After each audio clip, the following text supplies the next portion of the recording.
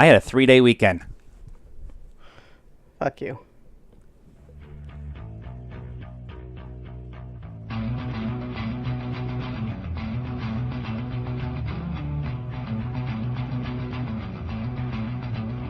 Hello, cult members, and welcome to the Pop Culture Cult. I am Sean. I'm Janice. And this is episode 50 of the Pop Culture Cult. And we are half a century old. And we're half a century old. I will not name names, but we're getting close to somebody's age. Shut up. So this week, we have a whole bunch of stuff that we want to go over. We want to do some reviews, some very timely reviews, only a couple weeks late, and a couple of one review that's maybe a few months behind, and one that's a few years behind. Hey, we're getting caught up. Like I said, I had a 3-day weekend. Thank you to all the veterans out there who have served nobly for us to be able to have the day off. Yeah, I work for a municipality here in Arizona, and we get all these random days off. Here's a random Friday off, and then a week later I have a 4-day weekend because of the holiday, and then we get another one off in December, and it's a hard luck life, I swear. I'm never going to make a lot of money, but I'm going to have a lot of free time. We're asking you to, if you're watching this video and you're new to the Pop Culture Cult, you have one job on this show, and that's to share it with all your friends. I don't think we're asking for too much. We don't charge for these videos. We don't get paid to do them. It's just two yahoos sitting in a bedroom talking about stuff. So what we ask is that you share it with your friends and ask them to join in the conversation, join this cult of pop culture, and we can all have this conversation together. Sure. More voices. That's what we're looking for. So what we're going to do is our reviews first. So which order do you want to go in? You can just go with the order that you have. Okay, I just wrote them down, and that's so. Last week we were trying to go with a bunch of our friends to see Ragnarok again on Wednesday, and use our movie passes. And by the time we get to the movie theater, the only thing that was left in the theater that they were all at was the very first row. And that's just not going to happen. We're not Mark Ellis. We don't like sitting in the front row. I did that twice in my life. Once was for Bourne Ultimatum, Bourne Supremacy, one of the two of them. Yeah. Shaky cam. Fast car chase scenes, not good. I may have puked. And then the second time was the third row, not quite the first row, and it was for Starship Troopers. Big ass bugs. That wasn't so bad, but there might have been alcohol involved. So instead of seeing Ragnarok, we went and finally got to see Suburbicon. Suburbicon was starring Matt Damon, directed by George Clooney, written by the Coen brothers. We're in. This was attempt 3 to go see Suburbicon. Yes. Because apparently it hasn't done very well, and so they kept canceling showings on us. Yeah. Something about middle of the week in one theater at 7 o'clock. Nobody wants to go see it. And we were in a theater of 5 total people. So yeah, 2 of whom were us. So it was So it was a big attended movie on a Tuesday, or was it Wednesday? I don't remember. It was Wednesday. And so overall, what are your thoughts about the movie? I liked it. Not my favorite Coen Brothers movie. I think that's still probably Burn After Reading. But I love Burn After Reading, but you have to watch it like 4 times to get it. Yeah. And I heard somewhere that it was actually a very early screenplay written by the Coen Brothers, so it was one of their, very early ones. So that kind of explained it. There were some times where I felt like I was waiting for the Coen Brothers payoff that didn't quite come, or was not quite as Coen Brother-ish as I have come to expect with Hail Caesar and Burn After Reading. I was trying to think of what other Coen Brother movies are out there. Did they do Fargo? I think they did the first season of Fargo. No, the movie Fargo. They might have done the first season. Keep talking. The movie. There's no first season. I said first season twice, didn't I? Yes. But all in all, I thought it was good. It had It had a message within the message. Yes. Without giving anything away. If you haven't seen it in the movie theater and you're a big Coen Brothers fan, at this point you could probably wait. You can wait. I mean, the only reason we really wanted to go see it was because it was, we have the movie pass. We have movie passes, so it didn't cost us anything. Right. And so having that, like, we're going to talk about a movie later on that I would have never thought about going to see in the theaters. But now with the movie pass, yeah, we've had it 2 months and it's already paid off every month we've had it. Yeah, so we've gone to multiple movies and movies that we wouldn't have seen and movies that we would have seen. Right. And the ability to, like Ragnarok, go see it multiple times where we might have just waited for the DVD to come out. We will probably see The Last Jedi 3 or 4 times with it.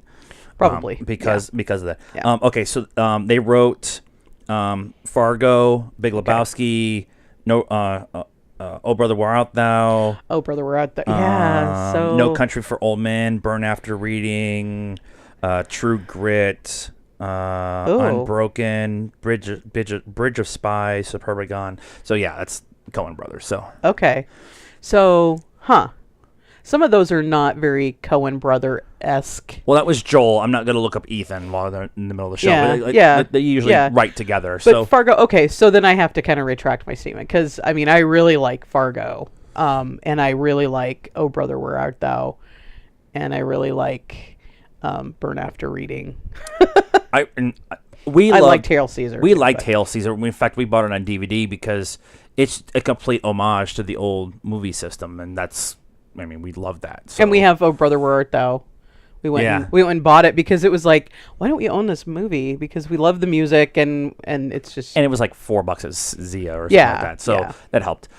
For me, I really liked Suburbicon. It was one slow burn build up to the big final climax. There was not like some movies have a build up in the climax and then it comes back down and it builds up again to another climax and works. But this was one slow continuous arc all the way up. There was some stuff that the pacing got lost on me a little bit. Not the worst we've seen this year, but I definitely see where people were complaining about the pacing and issues and stuff like that. It kind of gets bogged down in the middle at different times. Well, and there's... So, again, not to spoil anything, but there is essentially 2 stories going on at the same time. Yes. That do eventually sort of pay off, but they're in the middle. You start kind of going, where are we going with this one? The main story itself is affected, is kind of a mirror of the secondary story. Right. And that's maybe what I think some people had some problems with, is that you have 2 completely different stories that are actually really interacting with each other and are really actually mirrors of each other. That's how I saw it. Yeah. But I just again, I was entertained. I wasn't upset we saw it. Even if I had spent the whatever 15 or the 12 or 15 bucks to go see it, I might have a little bit of a different feel on it, but I wasn't upset we saw it. Everybody's really good in it. Yeah. And the set design and the clothing and I'm straight out of the 50s. I'm telling you, this place, there's this little town, it's a kind of the 50s-ville, Pleasantville kind of thing, whatever. Yeah. It shows up in a bunch of different movies, and it's all filmed from different locations. It's in the Dome for Truman Show. I swear. Yeah. I swear. It's like a fucking capsule of time in there. And it's just so well shot and so well done. But it's not going to make my top 10. It's not going to make my top 15 this year. No. And especially after the next one we're going to talk about is, it was cool. I liked it, but it was just a movie. Again, not my favorite Coen Brothers movie. Yeah. But 6.5. Oh, I might give it a 5.5. You gave Geostorm a 5. Actually, gave Geostorm Did a I? 4. I gave it a 5. Good. I thought I'd give it like a 3. I mean, you might have given it a 3. We both were under 4 for The Circle. Still, Jesus Christ. Yeah. Yeah, and 6.5. That's kind of where I'm at with it. maybe I'm being a little bit more liberal because I like the Coen brothers and I like George Clooney and I like Oscar Isaac and I like Matt Damon. Maybe I'm just being a little bit nicer. On Sunday, actually on Saturday, we went to a wedding and maybe partaked in the libations a little bit longer than we probably should have. And so we got home Sunday and we decided to sit and do nothing and play on our computers and watch some movies that we've been trying to get caught up on. The first one we watched was Sicario. Now, this is the one we were talking about. It's 3 years late, whatever. Is it really 3 years? It's like 2 years or 3 years late or whatever. Denis Villeneuve pretty much nails how to shoot Arizona in monsoon season. Oh, wait, that's not what the movie's about. By the way, if you've seen the movie, from personal experience, that is not Chandler, Arizona. That's not Chandler, Arizona. Not Chandler, Arizona. Luke Air Force Base is not in Tucson. No. Or Nogales or whatever. The crossing the border in Nogales and Juarez. I mean, that's really how it is. I mean, that's really bad. Wow, it was so well shot and it was just so well done and everybody's performance is so good and very Denis Villeneuve. Like the first 5 minutes, I was like, apparently he has a thing for just putting you right in the movie right now. Same thing with Blade Runner. First 30, 40 seconds of the movie, you're in the movie. There's no slow build up for you're in. Yeah. Boom, go. Yeah. And I was really impressed with it. I don't know why it took us this long. It's about our home state. We are not the kidnap capital of the world in Arizona. I know that's hard for a lot of people to believe that live away from the border, but a lot of the stuff they talk about being in a border state is true in that movie. Yeah, it's not all true. There's not houses full of dead people.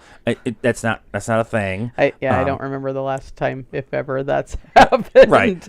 I mean, you don't really even hear about stash houses and stuff anymore. You used to, kind of in the early 2000s, but we still have coyote houses where they raid a house and there's 40 illegals living in it. Yeah, well, that's what I was talking about. I don't remember hearing about that too often anymore. But the being in a border state and having a lot of the issues that go with being in a border state was covered pretty well in this, and it was just shot really well, and it was awesome. I'd watch it again. Yeah, I want to watch it again because I think that there was stuff with Benicio del Toro's character that now that I kind of know what the ending is, I want to go back and maybe pay a little more attention. The rumor going around is they're going to do a sequel, and it's going to be Benicio del Toro and Emily Blunt working together. So that would be kind of cool to see that story work itself out and everything. Yep. The other one we watched is Get Out. We finally got to sit down and watch Get Out. Holy shit. So, to be fair, we didn't watch this movie because its theme, its category is horror, right? And as if you've watched any of our things, you know that my husband doesn't do horror, and I'm like, okay, it was on HBO, I think, something and it's like that. Okay, yeah. Well, just it's like 4:00 in the afternoon. The sun's still up. We can watch okay. something happy afterwards if you need to. We did.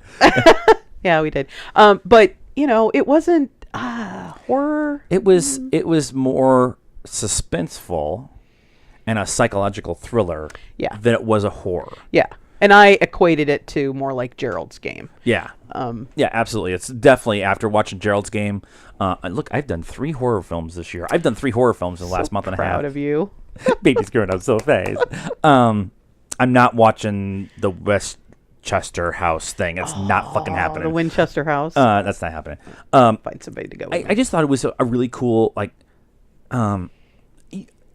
you would think that that kind of the way they kind of portrayed it and everything, that it was a racial movie. It was about racial equality or whatever, and it really wasn't.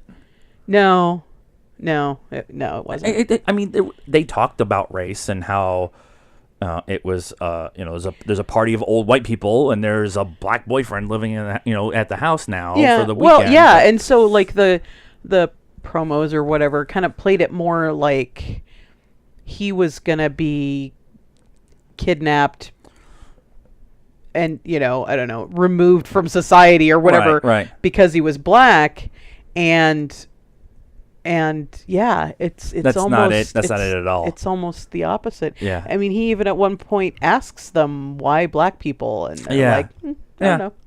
And it ends up being a theme in there what's much more of a sci-fi trope than a horror trope. Yeah. And so that part kind of Twilight Zone. Yeah. Black Mirror, that kind kinda. of thing. Yeah. So it was shot so well. The budget was like $10. It's made a gazillion dollars.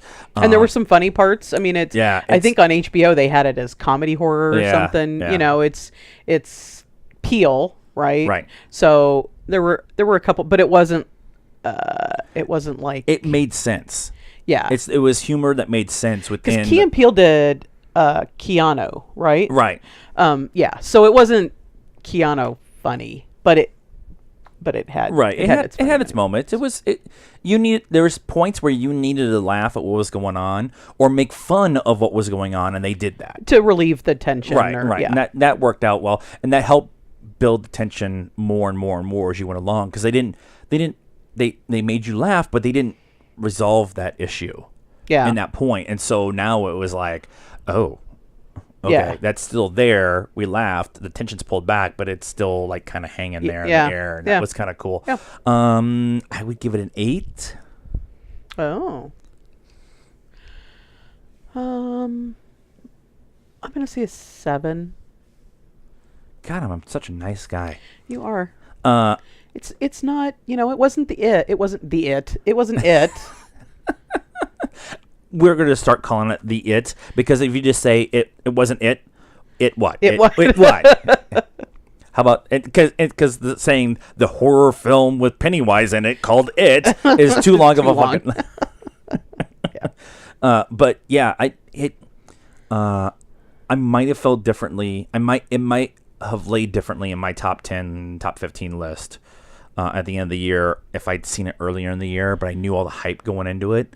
So I'm trying to wonder if I feel like it's that. I don't know. I'm gonna have to see how I'm already thinking about my list because it's November. Yeah, and it's hard. We still have a couple of movies to go. We're going to see big movies. We're going to see Murder on the Orient Express this week. We're going to see Justice League this week. We have Last Jedi, and then we have all the Oscar bait stuff that's coming out. The Edge of Water, and all that stuff. So yeah, Molly's Game is coming out at Christmas. Molly's Game, stuff. yeah. Yeah, so my top 10 list is going to be maybe like 14 or 15 kind of jammed in there, some ties and honorable mentions and stuff. So that's our review of all the current movies. That's what you come here for, is the current movies. Talking about movies, so we talked about this a couple weeks ago.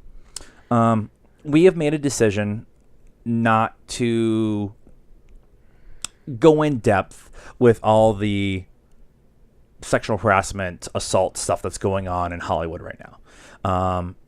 There's plenty of places that are talking about that, and we're not trying to belittle it or sweep it under the rug or anything like that. And there's tons of people who are having great conversations about it. We're just a couple of yahoos who like to talk about movies, and sometimes the stuff that goes around that. And so we've been trying to stay away from it. However, sometimes you have to bring it up. So All the Money in the World is coming out. It's directed by Ridley Scott. And it's about Paul Getty, his stepson, No, it's his grandson. Step-grandson, or whatever. No, I think it's his grandson. Gets kidnapped, and the kidnappers tell mom to go get $14 million, and she tries to go to the Getty to get money because he's the richest man in the world, and he says no. That's what the trailer concept has been. And if you know anything about the history of John Paul Getty, he was an ass. Yeah. He didn't become a gazillionaire by being a nice guy. Right. And, you know, I mean, we've seen shows where they talk about kind kind of all those the Rockefellers and Getty and Yeah. and they were like killing union workers in the streets. Yeah. And, it was the bad, go bad, ahead, bad, go bad. ahead, strike and kill each other. That's cool. Yeah, Let yeah. us know when the dust settles. Yeah, It's They weren't nice people. Not nice people at all. So they're doing this movie about this kidnapping and Getty not paying. Well, they had Kevin Spacey in some awesome looking makeup playing Getty. Right. And he was actually their second choice, but the studio wanted a big name to be in the role, and so they offered it to Kevin Spacey because he was an A-list star. And so everything that's come out with Kevin Spacey over the last few weeks Was being the operative was word in right. that sentence. Everything that's been going on with him, Ridley Scott and the studio, Ridley Scott specifically, but he's gone to the studio and has asked to reshoot all of Kevin Spacey's stuff. Right. The movie comes out in less than a month. Yep. And There's already been. I mean, we've seen several previews in the movie theaters. And for I was really intrigued. Now, this is Macy Williams and Mark Wahlberg's are really the star of the movie, but they have been selling it as Kevin Spacey as Getty because he's like the really big name, right? Yeah. He's the really big Oscar kind of award season kind of guy. And a lot of the early talk from this movie was that this was an Oscar push for Kevin Spacey and Macy Williams. Okay. And so with everything that came out, Ridley Scott said, pretty much fuck you. And we're going to shoot everything that Kevin Spacey is in again in 2 weeks, recut the film, and have it out in time for still to be in the Oscar thing this Yep. It's still coming out when it was coming out before. Yeah, and they're gonna pretty much now. They've been talking that the Kevin Spacey stuff was only like 2 weeks worth of production. Yeah. And it's not like they went and threw away like a lot of the sets and stuff like that are still there. And stuff. So. And I mean, you could tell from the previews that we saw that he is definitely not the main character. Right. There's he's on the other end of a phone call. I need the money, right, whatever. So a lot of that stuff. So they're going to replace him with Ridley Scott's original person that he wanted to play Getty, and that's Christopher Plummer. And if you've seen some of the pictures and stuff that's been going around, Christopher Plummer looks like Getty. I mean, that was the right choice. But the studio was like, we want somebody with a bigger name, and Kevin Spacey before all this happened was definitely a bigger name than Christopher Plummer. Christopher Plummer's a great actor, but he's not Kevin Spacey level. Sure. I think Christopher Plummer is awesome. I think Christopher Plummer's awesome too. He should have been the choice. And this is another example of a studio coming in and fucking with somebody's movie. Sorry. Get my soapbox out. He killed Nazis. He plays in a rock band. He's like 100 years old. So he's awesome. Right. So they are going to do these reshoots. They're going to cost $2.5 million to do essentially 2 weeks worth of shooting and recutting. Yeah. And they were talking about on Collider today, is that a lot of money? And because it's 25 million, I think, was the budget around there. Yeah, something like for that the movie. And they were saying it was at a lot, 2.5 a lot to spend on this essentially 2 weeks worth of shooting to get it out in time. And that's 2.5 that you're not putting in advertising because everything that you're doing is the right decision. And that's free advertising you're getting. Yeah, and there's probably Yahoos on the internet who are talking about this right now. Right, which we wouldn't have. Right. And there's a lot of people saying I might go see it now just because I want to. I kind of wanted to see it before. See it too, but I'm more excited about seeing it now because I want to see how they do this. How do they take an entire actor out of a movie in less than 3 weeks, and then put the movie out and have it work?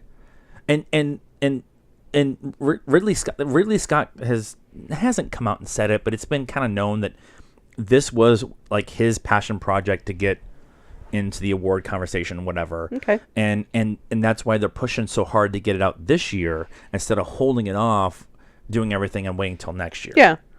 And so, well, I don't see. I mean, it doesn't sound like there's a need for it. It doesn't sound like there's a need to wait.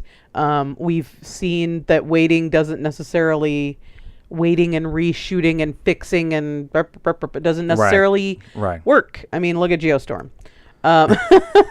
So, if they can do it for 2.5 million and make it work, then it's awesome. Totally worth the investment, and more people will go see it now because they're doing this, and they'll get their money back. Oh yeah, for it's it. They'll definitely get getting more talk. So now, like we were saying, I definitely want to see it now. I wanted to see it before because it was Ridley Scott, but yeah. And this is a cool story. Like, this is a cool. Well, we're history nerds. So. Well, yeah. True. So, remember our conversation last week about Star Wars is becoming the evil empire? This is not an evil empire kind of direct move, but this is one of those residual effects of things that Star Wars does, and affects everyone else around them. The Star Wars effect. The Star Wars effect. Dun, dun, dun. So Colin Trevorrow was asked to leave Episode 9, and they hired J.J. Abrams, even though they tried to get Rian Johnson, and Ryan said, no, I want to do a trilogy. That's a different story. And so they decided to move Episode 9 from May of 2019 to December of 2019. And it was the week after Wonder Woman was going to come out. And so it came out late this afternoon that they're actually moving Wonder Woman up to the 1st of November to be completely out of the way of Star Wars. And okay. I December did not seem the right. December's not the right time for Wonder Woman. No, I don't think so. And if November historically, if this November is any indication of what November historically is for movies, it's been dead. It's been dead, but we've also you had Ragnarok and Justice League were the two big things that were come out in this November. Yeah, but the 1st it. of November and the end of October, other than the Saw and the horror, Nightmare on Elm Street 55, whatever, Hostel 14. I mean, there's sure, makes total sense. We usually have something on the very first weekend of November, as long as no one in our household wins Crown again. It's going to make very interesting to watching, that on. But I just Star Wars moving was not a bully, like we're bullying DC out of the way, but after the fact, it kind of looks like that's what they did. Everybody knew they were going to December. Nobody understood why they had plotted May to begin with. They did Last Jedi in December. They did Force Awakens in December. They did Rogue One in December. Yeah. They're doing Last Jedi in December, and then Han Solo in May, and then Episode 9 in May. It's like they've been trying to go back to that May. May's the original weekend for Star Wars. I remember. But you own fucking Christmas. Stop moving it. Yeah. You own Christmas. I think Christmas is a good time because, you got kids are out of school and, families. We used to go on Christmas night and go to the movies. Yep. We still do, kind of. Christmas Eve, we go. Yeah, or Christmas Eve. We took the kids. Yeah. We would go on Christmas Eve, and then before that, we would go on Christmas night. I just thought it was an awesome move, both by Star Wars, giving JJ enough time to get the movie done and get it done right, and then Warner Brothers not being like, we're not going to be ready, we're going to push it back. We're like, no, fuck you, we're ready. We're going to move it forward. Yeah. And that comes off of some of the news that was going around yesterday was Gal Gadot was rumored to have said that she would not sign on to do Wonder Woman 2. she's going to be in Wonder Woman 2. She's already under contract. But she wasn't going to be in it until Brett Ratner, who is one of the main producers for the first Wonder Woman. He runs Rat Pack. Rat Pack Dune Entertainment. It's like a conglomerate between the two. The rumor was that she wouldn't be part of the movie until he was no longer part of it, and so there was, the internet being the internet, we got to be the first to get all the information out there. Like, ran with the story that she's going to be out and she's not going to come back, and it came out today that THR and Deadline both came out and said that story was false. They're not saying that Brett is going to be involved with anything with the Warner Brother stuff that's going on with I DC. think it's a production company, But so it's a production company. It's just money. Right. They're supplying the money. It's not like he's going to be on set, but I think it would be a smart move for Warner Brothers to start the ball rolling as to how they get out from their money. It's having multiple production companies kind of lessens the blow if something's really bad. So that's why they've had that's Rat been Pack kind and of Dune the and kind of it's been the thing recently. You go to the movies and you see, production company after production company in the opening credits. The guys at Cinema Sins talk about 48 seconds of title cards or opening credits or whatever. It's like because when it costs $100 million, most even companies don't have $100 million laying around to just write you a check. Right. That's why you have five. Like Foreigner had 5 production companies. Now, part of those production companies too were for distribution rights both in China and in the U.S. because it was a UK movie, a UK production company, but then they needed distribution rights in China and they need distribution. So there's 5 companies, and they're all sharing the load, at least trying to, at least. So you got the cost of the movie is 35, and the cost for the advertising's 15. You spread 50 out over 5 companies. That's only $10 million a piece. Right.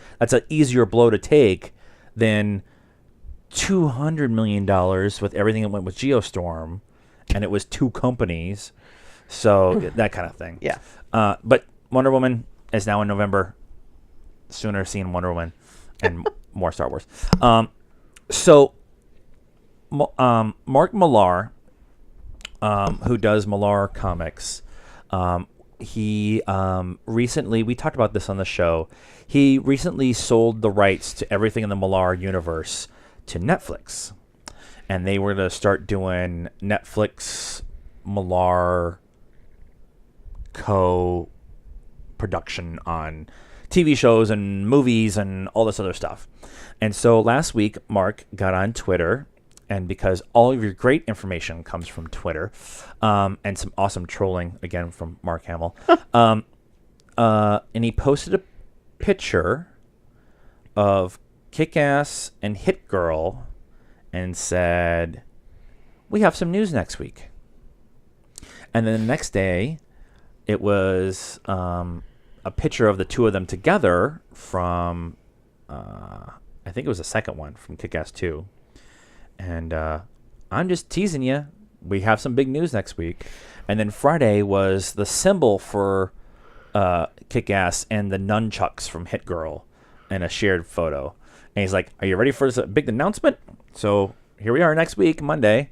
The rumors are flying everywhere, all over the internets about what's going on. When Millar sold Millar World to the rights to Netflix, they didn't know if in that was the Kick-Ass universe and the Kingsman universe. They didn't. It was never fully. Those are Millar World comics, and so there was no real official if they get those rights because they're sold off to Warner Brothers, I think. Okay. And so the rumors are going around that they're going to do Kick-Ass 3.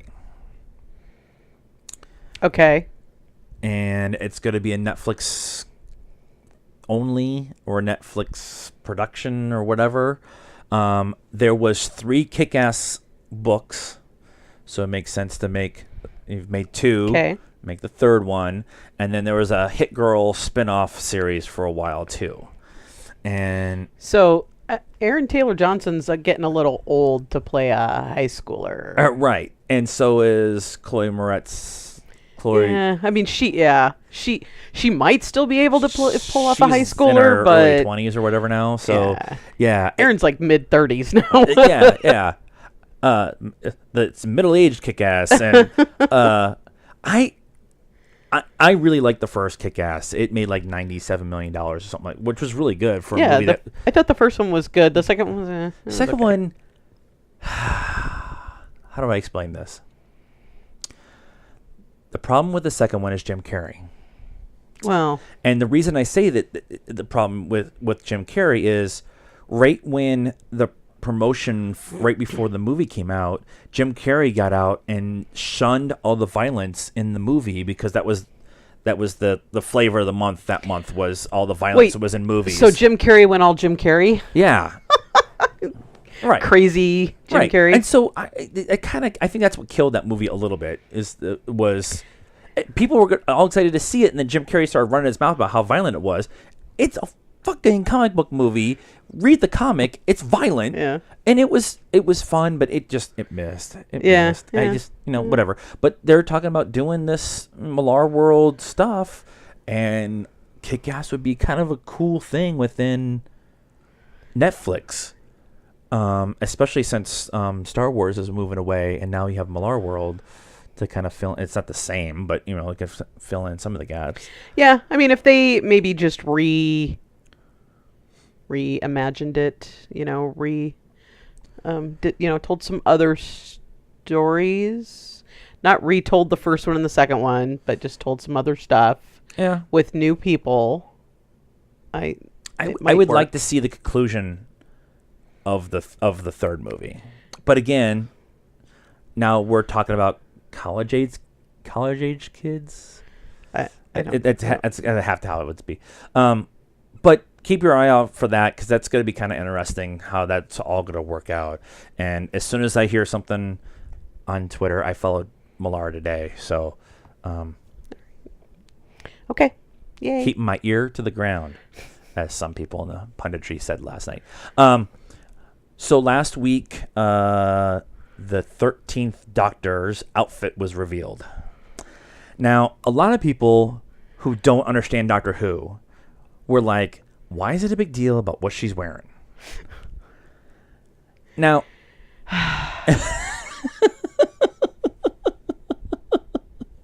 the best video of all the stuff that was talked about with the outfit was the guys at Nerdist, and the guy who was doing the breakdown of the outfit. He said, and when they announced Jodie Whittaker as the new Doctor, the internet went crazy because the Doctor can't be a millennial, which is the best thing ever. But the outfit's a big deal. The outfit defines the Doctor. It completely defines the Doctor. Every single one of them has a different outfit, and you know who they are by, if you're wearing question marks on your lapels, you know which Doctor that is. Yeah. If you're wearing a piece of celery on your pin to your coat, or you know a fez, or a leather jacket, or a scarf, or suspenders, or whatever it is. I have a freaking coat that's red lined because Capaldi. I did Capaldi at Comic-Con this year. It's everything, and the glasses. Everything means something in the Doctor Who universe, right? And so everybody had a kind of a hissy fit that this stuff came out. Let me rephrase. The people who didn't know had a hissy fit on the internet about the revealing of the outfit. The people who are Doctor Who fans and didn't have a hissy fit that Jodie was picked were like, this is awesome. However, what's wrong with her pants? She's British. She's British, and apparently the Empire wears pants, and the where they're like the high waters or whatever that's in. They're like really big and baggy or whatever. They're like gauchos. But they're kind of. I guess they are, huh? Yeah. But she's got suspenders and the boots that are kind of like Matt Smith's Ninth Doctor. Her shirt's got stripes on it. That's Baker's scarf. The coat is gray. Sylvester McCoy's Seventh Doctor, but it's also long, like Tennant's Doctor, or Capaldi's Doctor, Capaldi. and it's very much this amalgamation. Ooh, he even used it correctly. Of all the different doctors, which makes complete sense because she's 13. 13's not supposed to exist, although Moffat fixed that. Timey-wimey. Moffat fixed that. But there isn't supposed to be a 13 one, so she should be off the rails. She still should be a ginger. And she's a woman. And she's a woman. And one of the things that I read on the internet right after it came out was one of the best explanations was she looks like a man dressed her. Yes. Because she's only ever been a man. A male doctor. Yeah. And so she doesn't know. This is what I want to see. Yes. I want to see her Here we do go. Was it Matt Smith that went in, or was it David Tennant that went in the closet? Matt no, Smith. it was Matt Smith. Matt Smith. Went in the closet Yeah. and like kept coming out with different things. He had all the ties around his neck. Yeah. And I totally want to see her. What do I wear? I'm a woman. What do I wear? I want to see the regeneration. I want to cry. I'm going to cry when Capaldi leaves. Oh, I'm going to cry. I want to see the regeneration, and she's standing there in Capaldi's, coat and whatever. And the first thing she does is like look for the gray hair. Right, she's gonna go over to the TARDIS, the control panel, look for the gray hair, and then she's gonna realize she's a woman, and she's gonna do the whole thing. And then I want her to run off to the back into the there's a closet. It's the TARDIS. There's a pool too, and a library. And bunk beds. Here we go. And I want to see her run into the closet and throw different pieces of clothes out. Yeah. From all the different doctors, Yeah. and then walk out, and that's the end of the episode, and then we have to wait till like whatever May or whatever for the new ones. I think that would be like a nice little like wink and a nod to the Doctor Who fans. Yeah. Like make a point of look, she's a girl, she's a blonde girl, and make a point of her going and picking out her outfit. I don't know what to wear. I'm a girl. What am I supposed to do? Yeah. And all this stuff. Yeah. It's so much fun. Yep. And one last little thing. I don't know how this is little. Warner Brothers and the Tolkien estate have agreed in principle with Amazon to do a Lord of the Rings based TV show. Now, we were just watching Fellowship of the Ring before we came out, and it's been 10 or 11 years since that came out. The first one came out. Really? I Yeah. thought it would have been longer than that. Yeah. It might be a little bit longer, but it's been that long.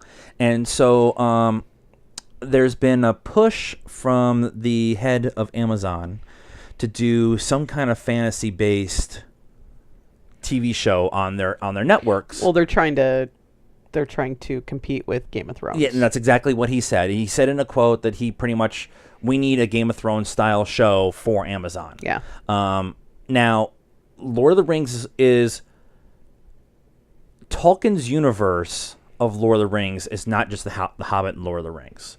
Now, those are the most popular, most known ones, but he did all these little offshoots and different things too. And then you have the whole D&D thing that kind of rolled off of that, and you can kind of a lot of early characters were based off of Tolkien characters, or at least their tropes and that kind of thing. Well, there's a lot of mythos too, right? That they refer to either in The Hobbit or in the Lord of the Rings. The dwarf blah blah blah who conquered the blah blah blah. I mean they talk about it, and they've got the maps and and so there you could come up with stuff. The early talk is they're going to do stuff that happens before Fellowship of the Ring. So the years before, when the dwarves and the elves are really kind of going at each other's throats, and so men are in between the Hobbit and yes, okay, yes. So you have the history of Smaug and the Lonely Mountain and Lake Town and all that stuff. Yeah, but you're not to okay Rivendell and all that stuff, and it's like 80 years, I think, in between the two. Yeah, something like that. Because Bilbo's very young, and he's a my 111th birthday. Yeah, so he's probably like in his 30s or whatever when they go out in The Hobbit. So I love this idea. I would love to see. I'm surprised it's taken them this long. The Tolkien estate has been pretty close to the vest about letting stuff out. They actually New Line had to fight to get the rights to do the Lord of the Rings movie. It's like the Broccoli family with James Bond. Yeah, they're going to be very picky about. And so I'm really excited about that. But one of the things that the Tolkien estate said, so they were in partnership with the Warner Brothers. Let me back up a little bit. So the Tolkien estate and the Warner Brothers were actually fighting with each other in a lawsuit because they used Lord of the Rings in slot machines, and didn't get the Tolkien's estate permission to do these officially licensed things. And so they weren't talking to each other. So then they got back together, they started talking to each other, and then they decided to start shopping this TV show idea. And the first 3 channels that stepped up was HBO, Amazon, and Netflix. And HBO's kind of out because all the money they're putting in Game of Thrones. Yeah. And although they're already working on a spinoff before the stuff, they're not going to spend the money, whatever. But the Tolkien estate wanted $200 to $250 million for the rights. That's just for the rights, not including production. A lot of money. So, but how does Warner Brothers cough up part and then Amazon cough up? I think if Amazon coughs up the rights, the money for the rights, and then Warner Brother produces the actual filming and production and everything, that would make sense. And then Amazon. And then here's the thing, and totally spitballing. Then Amazon and Warner Brothers are in partnership. Only if Warner Brothers pays for part of the rights. Right. Because Amazon could get rid of them. Right. Like, this is ours. You can play ball our way or go someplace else. I'm expecting somebody along that line. Warner Brothers, New Line, Sony, somebody to go in a partnership with Netflix or Amazon, because they're all looking at Disney right now. Yeah. Yeah. And so...